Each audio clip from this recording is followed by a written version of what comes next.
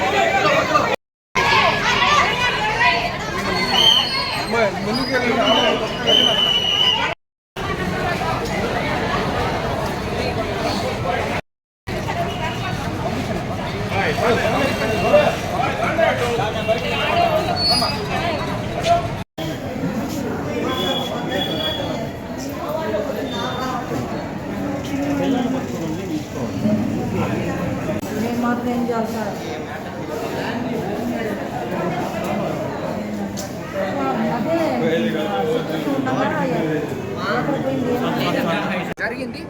ఇప్పుడు మళ్ళీ బాబుని తల్లి దగ్గర హ్యాండ్ ఓవర్ చేశాము.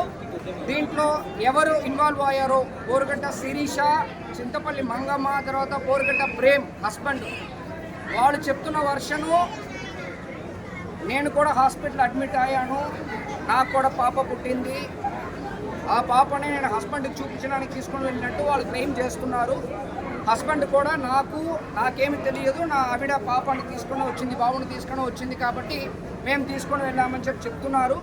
కానీ ఫర్దర్గా మనము అది కరెక్ట్గా ఉండకపోవచ్చు, మేము దర్యాప్తులు చేస్తున్నాము. ఇప్పుడే వాళ్ళని కూడా తీసుకొని వచ్చాము.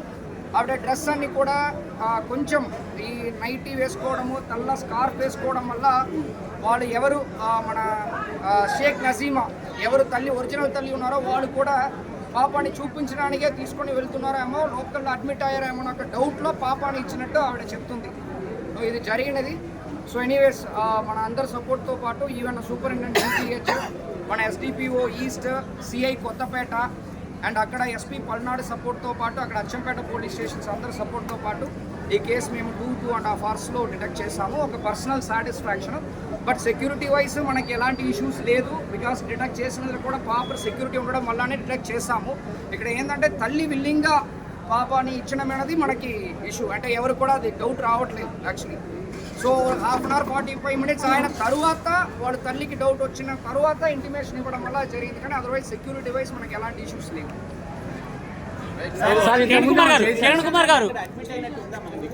లేదు, మన వరకు రికార్డ్స్లో శిరీష